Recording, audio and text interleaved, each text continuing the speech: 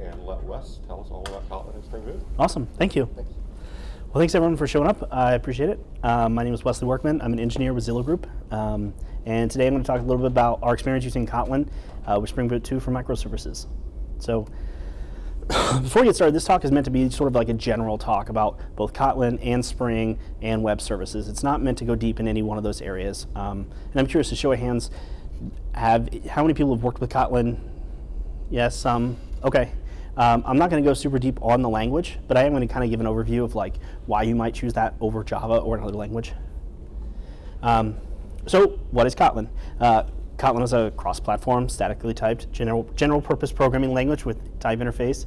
Kotlin is designed to interoperate fully with Java, and that's a really important notation as we get through this talk, is that Kotlin is really compiling in a lot of situations down to Java bytecode. And I think that that's one of the real big value adds that it brings. Actually, I think I talked about that on the next slide. But yeah, it is fully interoperable with Java. It's got a lot of the same standard library interfaces if you've done Java, if you're familiar with Java. Kotlin is a really nice transition because it adds a lot of modern programming language features. I've got actually a list on the next slide. It's heavily used for Android. You guys do a lot of Android apps, right? Yeah. Do you do any Java apps anymore? No, Google just announced recently that they're Kotlin first now, so Okay. everything goes Kotlin instead of Java. Okay, so Kotlin first. That's cool. So we've been using it a little bit at Zillow for some of our microservices, and I think we've been pretty happy so far. The syntax is a lot nicer, it's a lot cleaner, and it provides a lot of benefits. And because it still compiles to Java, you're still kind of getting the same classic stuff you get from Java, all of the same infrastructure, all the same stuff, and I'm going to actually talk a little bit about that.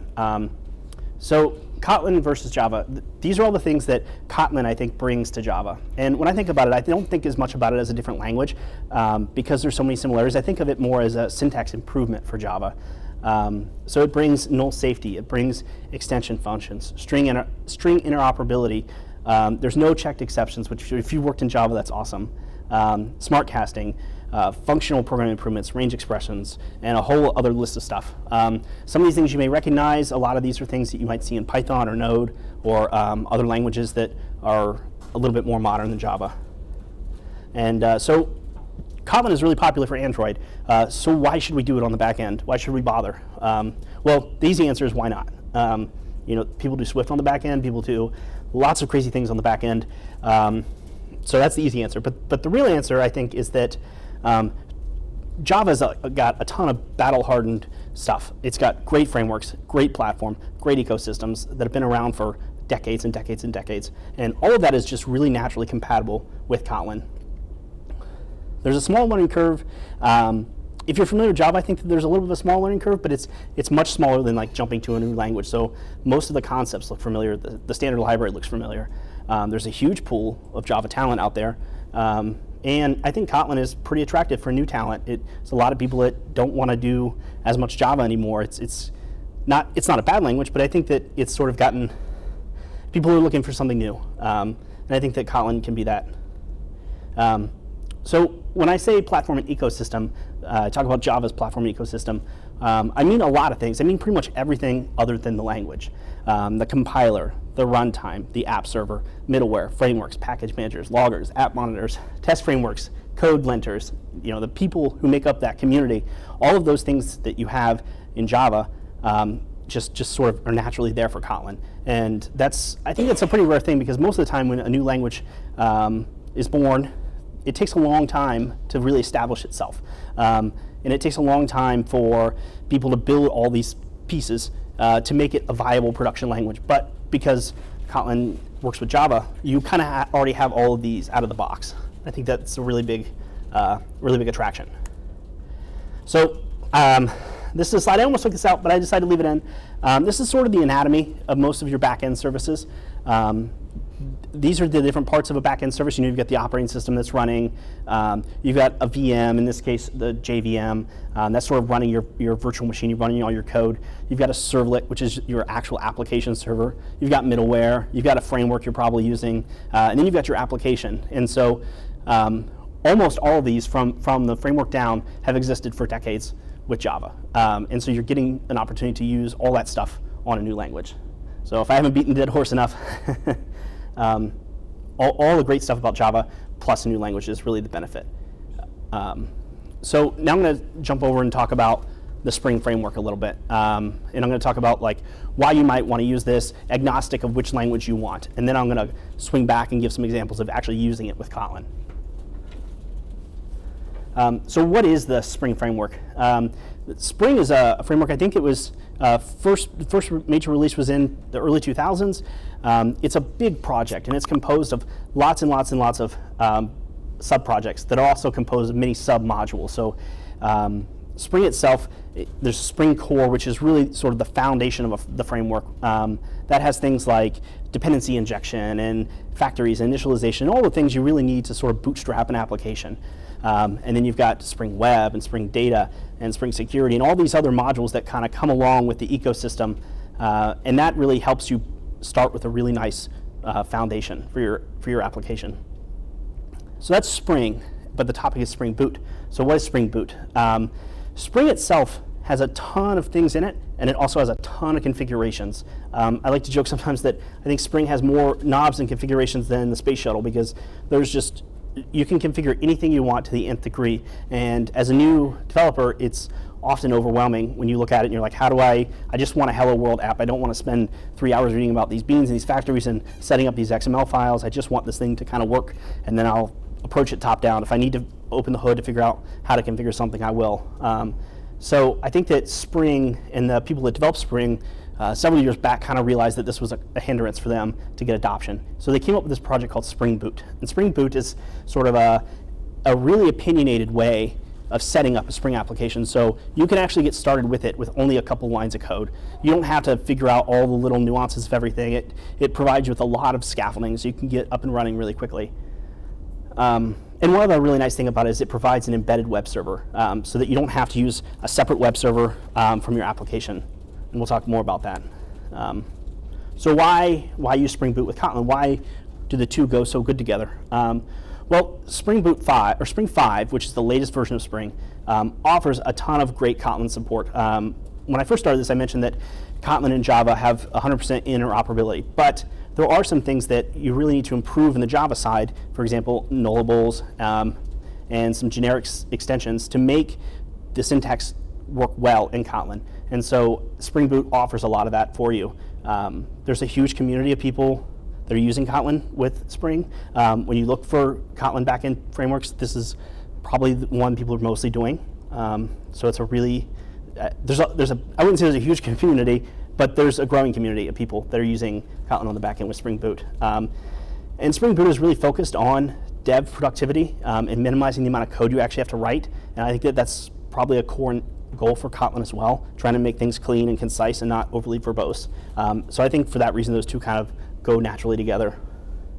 All right, so now let's build a small application together so we can actually see what this looks like aside from abstract slides. So the first slide I want to show before I actually show some code is just to kind of help everyone understand the anatomy of what a web service might be. And this is specific to Spring Boot, but there's a lot of different web services that have a similar architecture and pattern. You've got the web browser, people are interacting with your API. You've got a dispatcher, which is accepting these requests, and he's parsing them. He's trying to figure out how to route those requests. You've got some web filters, which might be doing things like authentication, authorization. They might be checking to make sure that you've got the right headers, or checking to make sure that you've got the right cookies, or whatever they're doing. And and then that really enters the first part of your application, which is the controller. The controller is sort of the surface of your API. So if you're doing a RESTful API and you've got creates, reads, updates, deletes, you're really interacting with the controller to do that. And the controller is usually offloading that work to a service tier, which is kind of doing your business logic. And that service tier is usually validating things and checking things and making sure everything is right, and it's where the business logic lives. And then it's sort of persisting that data to a database. There's lots of different databases that Spring has great support for. We use both MySQL, Aurora, and DynamoDB with great success. There's tons of different drivers for different RDBMSs. There's different support for lots of different NoSQL-based services, Cassandra, all these things. So the ORM is really rich in Spring data. and we're going to see an example of that. Okay, so let's start with a simple example of some code, just sort of so we can orient ourselves. So this is a controller. Like I said, this is the surface of your API, and you've got data requests coming in. And in this case, I've got an API that's called increment, and it takes a number as a query parameter, and it increments it by 1 and returns it. So that's a very rudimentary endpoint. It's about as simple as it can get, but that's about all the code you need to bootstrap an application like that. And so if I were to curl that endpoint, I would just say, curl API increment. I would provide a number, and it would give me a response back of 11. So that's a pretty simple example. So now let's take a second and build a books API, or talk about if we're going to build a books API. So going from the bottom up, let's imagine you're building a library indexing service. And the first thing you have to do is you have to find some way to persist your data. You have to keep the data in a store. It can be a SQL database, NoSQL database. In this case here, we're using a MySQL database. And so we have to provide some very simple scaffolding. We just provide the URL of the database server, the name and the password, and as part of the Spring core setup, it takes all these properties and it sends them to the right factories, and it builds you a bunch of singletons that your app can use to interact with the database. So once you've got a database connection established, the next logical thing is to define a model, to define an entity. One of the great things about Spring Data, especially if you're using RTBMS, is that it'll actually build your tables for you. You don't actually have to define your tables separately as a separate set of SQL scripts that you have to initialize. You can just define your model, and when it's initializing at startup, it can actually declare that for you. In the production environment, you may not always want to do that, but it's nice when you're just getting started to not have to go figure out how to create a table and all this stuff. If you have a MySQL server running, it'll just create it for you based upon this entity. So in this case here, I've got a book entity. We're building a bookstore. I've got my database identifier. I've got the title of the book. And I've got the author. And for those of you who are not familiar with Kotlin Syntax, it's pretty common.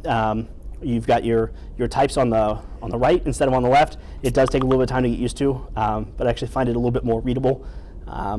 And you've got this question mark here. This question mark it's all about nullability. It means that value can be null. So you'll see that in several different code examples. I just wanted to call it what that meant. And you've got these annotations here. The annotations help you define the schema. So you can say if something's nullable in the database, if it should be unique. In this case here, my title is unique, even though book titles aren't unique. But you couldn't actually insert a record with the same book titles. So that's kind of a nice thing you can do. Okay, so you've got your model, you've got your database connection. How do you read and write to it? Well, the great thing about Spring Data is that it comes with some really nice CRUD repositories, so you don't actually have to write your your put scripts or your update scripts or your deletes or your creates or your lists. At initialization time, it'll scan your code and it looks for anything that kind of implements this interface, and it says, okay, this looks like it's a repository and it's for type book, and the IDs are longs, and so I can generate a bunch of scaffolding for you so that you don't actually have to write any of these SQL scripts on your own, which is really great because it also does things like dependency injection prevention. It can optimize some things, so it's really handy to have. And you can always get more complicated with it, and we're going to see a couple examples later. But if you need to, you can always write your own queries. There's nothing stopping you from doing that. It's just trying to provide you with some basic scaffolding to get started. Okay, so we've got our repository. Let's create an endpoint so we can create some books. In this case, in the original example, in that diagram I showed the controller kind of talking to the service, kind of talking to the repositories, a convention. In this case, for simplicity, I've cut out the service. There's not a ton of business logic around storing books, but if there was, maybe something like validating an ISBN number or something, usually the controller would talk to a service, and your service would do the validation, and then it would talk to the database. But in this case, I've sort of skipped that step just for simplicity. But this is our book repository that we just defined in the last step. One of the great things about Spring and Spring's dependency injection is that you don't actually have to initialize most of your stuff. It'll scan your packages at startup, and it will do a lot of the initialization for you. So simply declaring this is really all I need to do. I don't need to instantiate a new book repository in every place I want to use it. I just need to put it in my constructor, and when the framework initializes my controller, it'll automatically inject the book repository for me, which is really great. And so you just use a couple of basic annotations, and just like we saw in the increment example, if a user, in this case it's a post instead of a get, but if a user were to post a JSON blob, they would get it deserialized in the form of a model, and they can just call a repository and say, save this model. And that's effectively what I'm doing here with curl. I've got just a very basic JSON string, which has got title and author, and I'm just posting it to my endpoint, and I get back exactly what I posted plus a database ID. And I'm going to do that a few more times, and I've got a few more. So in this world, I've got a database seeded with four different records. And so you can just the same way you built that create endpoint, you can continue to build out the different services, the different endpoints you need for that service, and you can build out more controllers. You could build out librarians. You could build out whatever you need, and just continue to follow this very basic pattern. So that's really the kind of the CRUD stuff, the creates, the updates, deletes. But what about querying? What if you need to query for data, which happens a lot? So in this example, going back to our interface, we want to find books by a certain author. And so because author itself is just a field on our table, we can just simply create this function. And when it's instantiating the interface for us, it'll build a function, it'll build the implementation, and so we can just automatically query without having to write any SQL or any sort of boilerplate.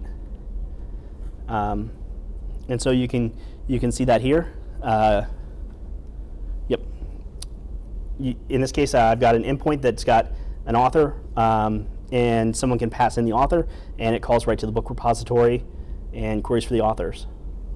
So in this case here, when I first started this, when I was first seeing this database, I had 4 different authors, 4 different books, 2 by one author, 2 by another. And so I'm simply just querying the endpoint, asking for all the authors with A1, and it's passing it through Spring, and it's done all this for me. And so it's just returned that filter.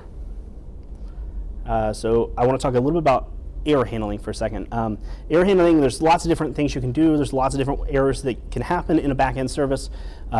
Spring has a lot of error handling for you right out of the gate, but there's often times where your application needs to provide errors that get handled. So one great example is if I ask for a book by an ID that doesn't exist. That's a 404, but it's not always as simple as just knowing how to return 404, because sometimes you're way down in the business logic and you need to surface that way up to the top and make sure that that's properly handled. And so like most frameworks, Spring has an error handling mechanism that's exception driven. So you can define an exception. In this case, I defined one called book not found by book ID, and I've extended from runtime exception. So this is a lot of code, and I'm sorry, I tried to make this look as pretty as I could, but it's kind of ugly to look at. But this is a specialized class inside of Spring, and what it allows you to do is say, if this error happens anywhere in the stack, anywhere, it could happen in the controller, it could happen in the service layer, it could happen anywhere I'm trying to handle some business logic, I want to catch it, and I want to make sure that the response is returned in a way that is familiar. So in this case, I've got a book not found exception, and anywhere that's thrown, it'll automatically get caught, and I can return a 404, so that I don't return a 500 internal server error or some kind of something that's not familiar for the user. And then it's just as simple as throwing it when you need to. So in this case here, this is the find by ID endpoint. So someone's got a book, or this is the book controller. Someone's asked for a book by ID, and the database, the repository says, I don't have that book, so we just throw it, and it makes its way over to that service, and then we can craft any error we want in terms of the response. So this is a pretty common pattern, I think, in most frameworks, but just wanted to call it out. So testing. So I ran through a lot of this really fast. I have actually a demo app that I built. Everything I've talked about, I've actually built into a demo app that we can poke at and ask questions if people have any. But I didn't actually have time to make testing slides, but Spring has really, really, really good test support. Most of us do, or a lot of us do test-driven development in some form or another that work with Spring at Zillow, and the test system is really nice because it allows you to spin up a whole copy of your app for each test. It can run on a separate thread, and it actually listens on a port, and so you can do really good full end-to-end integration testing without a lot of extra effort. And I actually have an example of that in my repo. So all the code for that project is available on my GitLab, or my GitHub, sorry. And you can go out there and find it, and there's instructions for how to use like Docker to get a MySQL database up, and there's just basic instructions for how to get the app built and going, and you can poke at it if you want, if you're interested in it. So that's the last slide I had. I ran through that kind of fast, but I did want to walk through the app as well. Does anyone have any questions since I blew through that so fast? Sure. So I noticed in your data model, you created the so like the column. There's two columns there.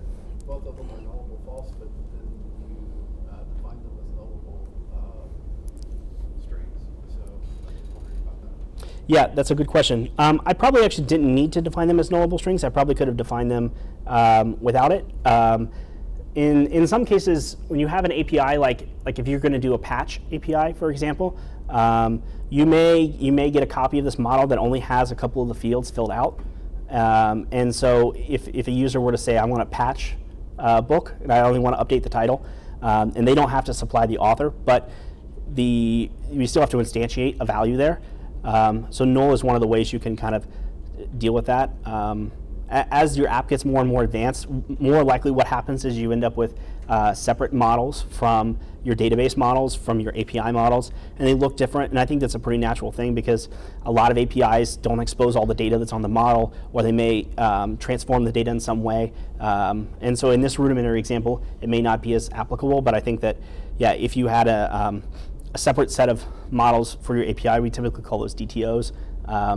Those might have the nullable on them for patching, but your database models might not in that case.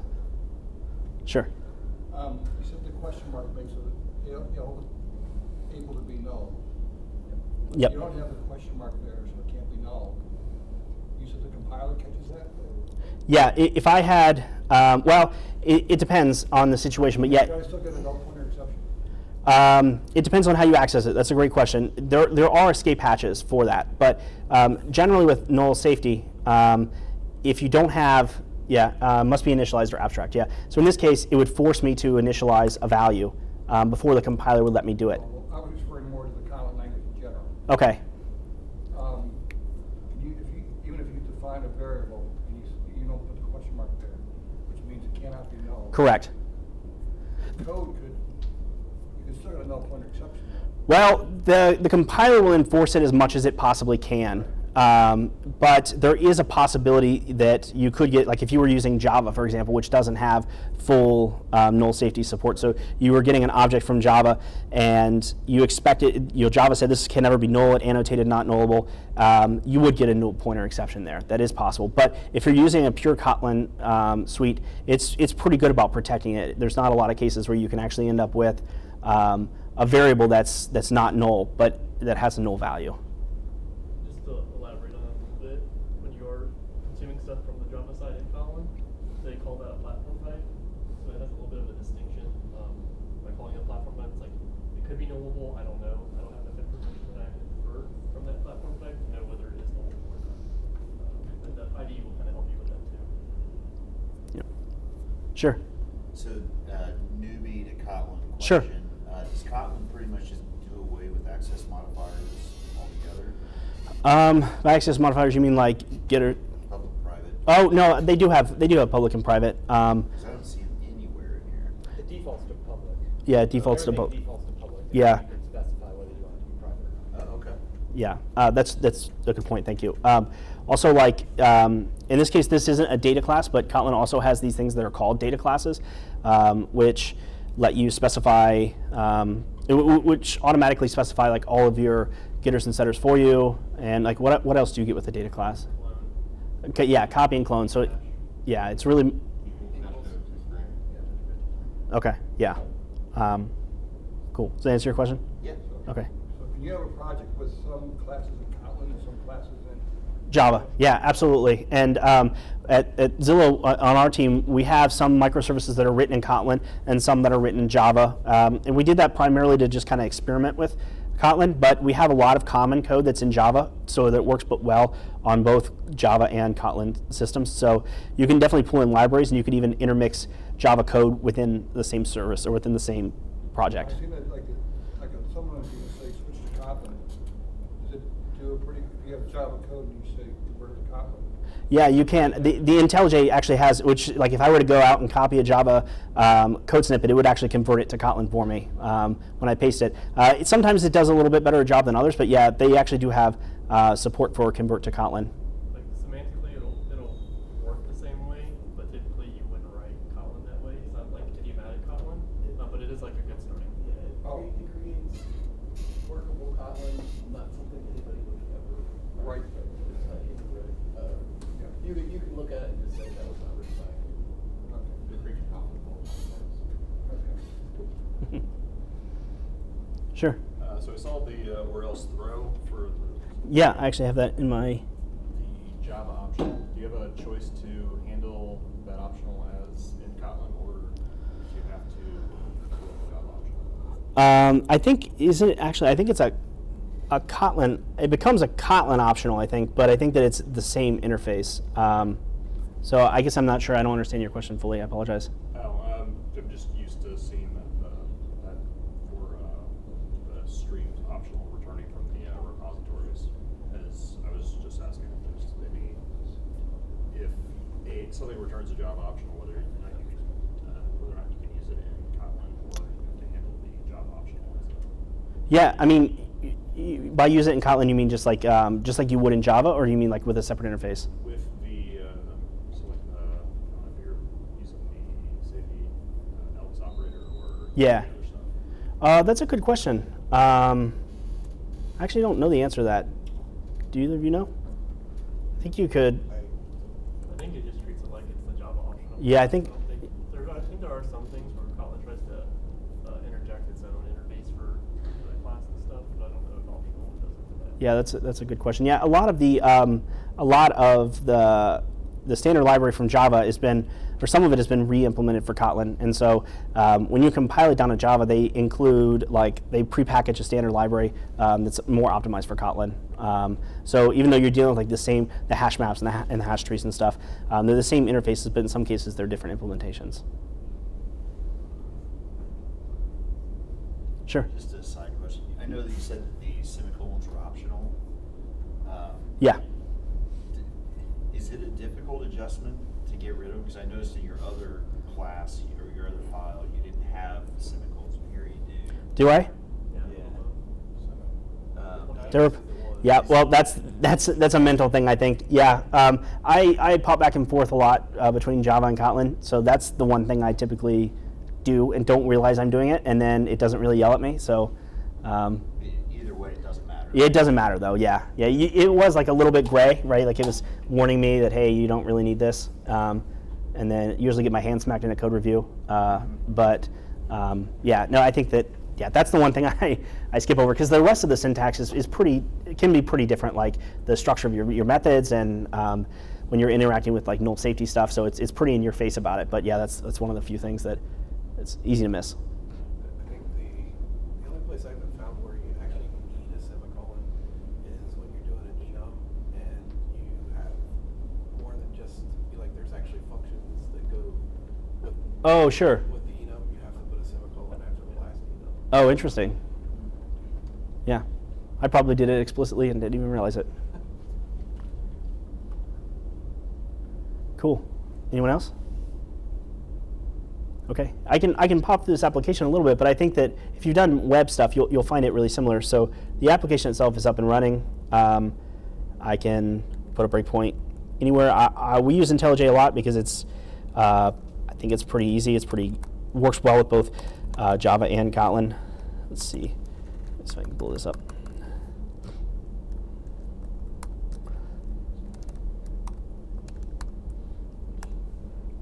Oops, so that's a great example. The API is actually books, not book. So I got this nice default Spring message where it said, hey, that's not a valid API. And that's Spring telling me that it doesn't know about this endpoint. And so you get a lot of that sort of scaffolding yourself for free. And you can override it yourself. You can provide new implementations for all these different errors, but it's really nice that you get a lot of this stuff out of the box.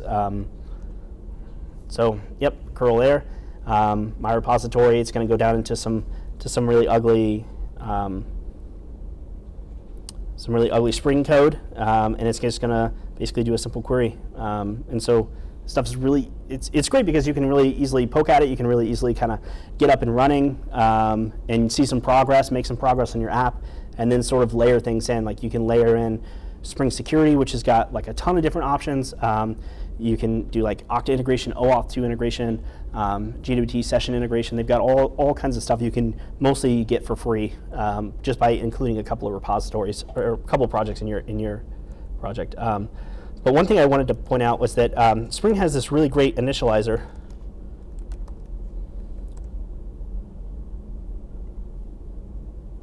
That if you wanted to tinker with this on your own and you didn't want to start with an existing app, you can come here and you can just make a couple of choice options. So we use a lot of Maven. I know Gradle is a lot more popular. You can select Kotlin or Groovy. You can select your version of Spring, and you can make a couple of other options. You can include some packages. So here's like a really robust list of different packages that Spring offers, like web and database and different things like that. Let's see if I can find MySQL. And you can click generate, and it will build you this zip file, which is really just got the scaffolding of a project. That's actually how I started this project that I created for this example. And you can just start adding stuff. So it's really nice to kind of get up and running without having to figure out how to scaffold your own environment. So that's really all I got. I ran through that pretty fast, but is there any more questions?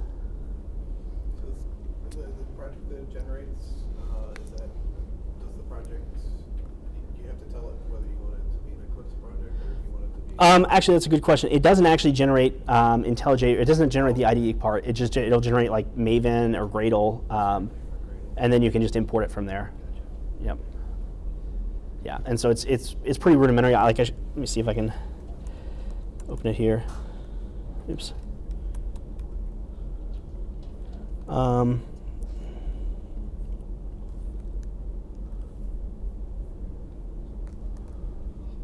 So it just is very rudimentary. It comes with like your basic shell of your application. It's got your package path in there. It's got a demo app, and it comes with a default test out of the box, just to kind of help you sort of get started.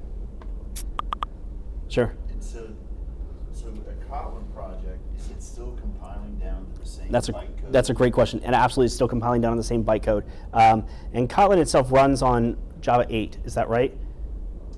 I believe that's the case. Like you can run it on anything, but it targets Java 8. Yeah, the new Kotlin is Java 8. Yeah, but you can still use newer Java syntax in it.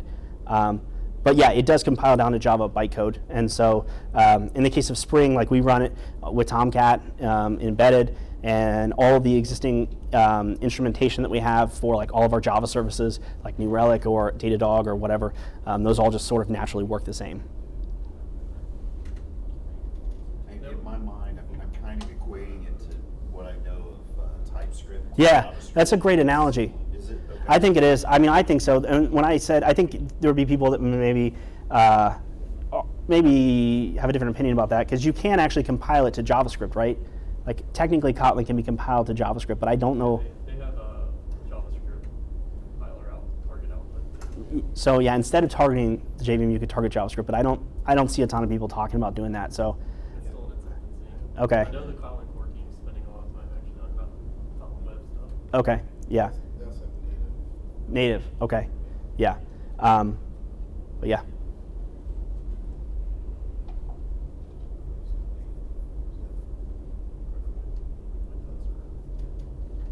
Cool. Well, if you guys give it a shot and you run into trouble, you can reach me on the Cincy Tech Slack. I'm always happy to help. You can ping me on GitHub or anything like that. So, thanks a lot for coming.